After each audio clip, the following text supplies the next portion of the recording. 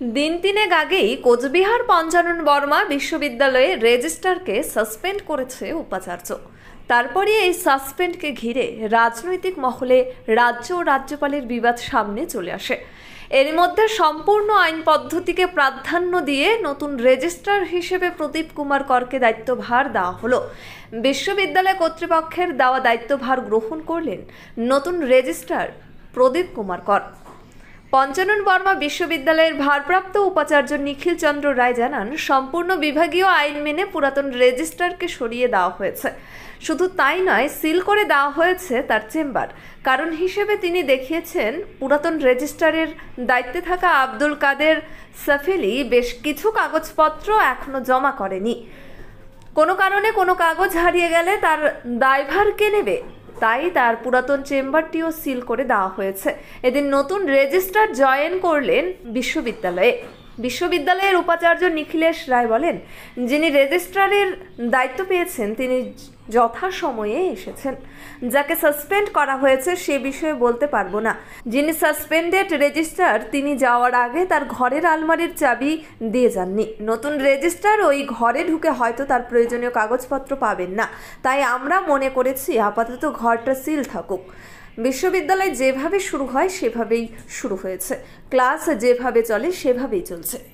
This channel does not promote or promotion any illegal activities. All content provided by this channel is meant only for educational purpose only.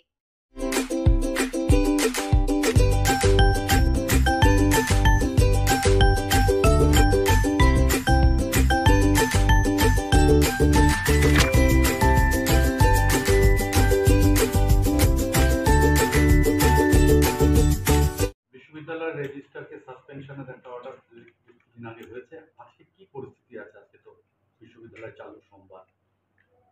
না, বিশ্ববিদ্যালয় যেভাবে শুরু হয় সেভাবে শুরু হয়েছে, ক্লাস যেভাবে চলবার কথা সেভাবে চলছে, অফিসগুলো চলছে, স্বাভাবিক। যিনি রেজিস্ট্রারের দায়িত্ব পেয়েছেন তিনি এসেছেন কিনা? তিনি এসেছেন যথাসময়ে এবং তিনি অফিসে বসে কাজ করছেন, দায়িত্ব পালন করছেন। যাকে সাসপেন্ড করা হয়েছে তার বিষয়ে বলতে পারবো না। তাকে তো সেই চিঠি ধরিয়ে দেওয়া হয়েছে গত শুক্রবার। তিনি চিঠি পেয়ে ইউনিভার্সিটি থেকে চলে যাওয়ার কথা, চলে গেছিলেন সেদিন। তারপরে কথাটা বলতে পারবো না। স্যার, রেজিস্ট্রার যে ঘরে বসতেন সেই ঘরে আজকে দেখা গেল যে তালা সিল লাগানো আছে। এটা তালা যদি আমার মনে হয়েছে যে ওটাতে তালা লাগানো দরকার, কারণ যিনি সাসপেন্ডেড রেজিস্ট্রার তিনি যাওয়ার আগে সেই ঘরের আলমারিগুলো কোনো চাবি দিয়ে যাবেন। চাবি দিয়ে হয়তো তিনি যাবেন, যেদিন চাবি দিতে আসবেন সেদিন হয়তো আপনার খুলতে পারবেন। রেজিস্ট্রার এখন যিনি দায়িত্বে আছেন হিসেবে তিনি ওই ঘরে ঢুকে তার প্রয়োজনীয় কাগজপত্র হয়তো পাবেন না, শুধুমাত্র এই ঘরটা ব্যবহার করবেন। আমাদের মনে হয়েছে আপাতত কিছুদিন এই ঘরটা সিল থাকুক, রেজিস্ট্রার যিনি দায়িত্বে আছেন হিসেবে তিনি অন্য ঘরে বসে আছেন। দিনহাটার কলেজ পাড়া 1 নম্বর ওয়ার্ডে জমি বিক্রয় হইবে। যোগাযোগ নম্বর 7029474459। আপনার শহরেই এখন দিনহাটা ওয়াশিং পয়েন্ট। আপনার গাড়িকে আবার নতুন করে তুলতে আমরা হাজির হয়েছি। গাড়ি ও বাইকের ফোম ওয়াশ ও পালিশ করা হয় গোসানি রোড, ওয়ার্ড নম্বর 16, কৃষি মেলার কাছে। মোবাইল নম্বর 8167627445 অথবা 8759471352। ন্যাশনাল ফেম অ্যাওয়ার্ডে সম্মানিত দিনহাটার ইংরেজি মাধ্যম স্কুল শেমরক ফ্লোরেট। শিশু বন্ধুত্বপূর্ণ পরিবেশ বান্ধব এই স্কুলে ইংরেজি শেখার ওপর বিশেষ নজর। An ideal school to make the students ideal.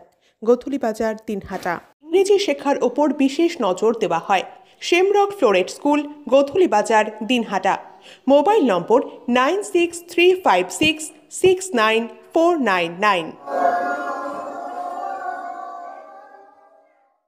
Gastric, kidney stone, migraine, sugar, paralysis, spondylosis, Baat ব্যথা, বিভিন্ন জটিল পুরাতন রোগে ভুগছেন? ইউনানি ফিজিশিয়ান ডাক্তার আলতাফ হোসেন সমস্ত সমস্যার 100% সমাধানে চিকিৎসা করছেন প্রতি সোমবার ও বৃহস্পতিবার দুপুর 2টো থেকে 6টা পর্যন্ত। চেম্বার দিনহাটা। কল করুন 9832429025 অথবা 9932065792।